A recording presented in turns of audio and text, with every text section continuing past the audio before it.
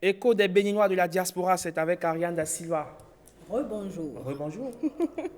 Bonjour Herman, bonjour Monsieur Dacosta et merci Bonjour d'avoir Ariane. accepté notre invitation. Merci, c'est moi qui vous Alors remercie. Herman, ce que je tenais à préciser, c'est qu'aujourd'hui, ça fait 42 ans, jour pour jour, que Monsieur Dacosta vit en France. Ouh là là. Jour pour jour, quoi. 42 ans. 42 ans, C'est- exactement. C'est énorme. Donc anniversaire de... Voilà, et on m'a pété le champagne tout à l'heure. Alors, Monsieur Dacosta, comment se portent les Béninois de l'extérieur? Vous savez, c'est toujours difficile. D'abord, bon, je vous remercie de m'accueillir sur ce plateau. J'envoie un bonjour matinal à tous les Béninois de l'intérieur, mais également à ceux de l'extérieur qui nous suivent maintenant. C'est très difficile de répondre comme ça, de manière générale, comment se portent les Béninois de l'extérieur. Oui, il y en a qui se portent très très bien, à l'image d'Angélique Kidjo, de Jimo Roussou, de Bertin Naoum, etc. Et puis, il y a ceux qui n'ont pas de travail et qui viennent taper à la porte du président du Bénin de l'extérieur, qui viennent taper à ma porte en tant que fonctionnaire territorial, qui recherchent un logement, qui recherchent un stage, qui recherchent du travail. Il y a ceux qui tentent d'arriver et qu'on retient à la frontière et qu'il faut aller donc regarder. Donc, il n'y a pas de formule magique pour qualifier l'état de santé des Béninois. Ce que je peux dire, tout est relatif.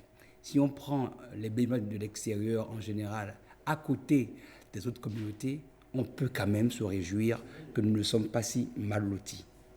D'accord. Alors, 42 ans loin de son pays, ça fait quoi? Moi, j'ai bien envie de savoir. Alors, il y a quelqu'un qui m'a qualifié, qui me dit si loin, si près. En fait, quand je partais d'ici, et c'est pour beaucoup d'entre nous, on part pour faire 2 ans, finir ses études, et puis vous avez des projets donc de revenir vous insérer dans votre pays donc d'origine. Moi, j'ai quitté le Bénin dans des conditions très particulières. C'était la Révolution, c'était l'école nouvelle. Le calendrier donc, scolaire avait été totalement donc, bouleversé. J'avais fait le lycée Koulibaly, donc j'avais eu un bac mathématiques techniques, donc j'étais donc mathématicien, mais en même temps technicien. Quand je suis allé au CPU, il n'y avait pas le matériel. On faisait que des maths, donc que de la théorie et pas de pratique. C'est pour cela que je suis parti, mais c'était très difficile, puisque à l'époque, sortir du Bénin était interdit aux étudiants. Donc j'ai quitté le Bénin le 4 septembre 1977, je dirais clandestinement, parce que je suis parti par le Nigeria, et je suis rentré quand même officiellement et légalement en France, où j'ai continué mes études. Quand j'ai fini donc, mon BTS, je devais rentrer dans une école d'ingénieur. Je devais passer un concours, mais ce concours devait être autorisé par l'ambassade donc, du Bénin en France. Puisque je suis parti contre donc, la volonté donc, du gouvernement, je n'ai pas eu l'autorisation donc, de continuer, donc, de passer ce concours. Donc je suis resté et je me suis donc orienté différemment en économie. Mais comment revenir dans un pays que vous avez quitté donc, de cette manière?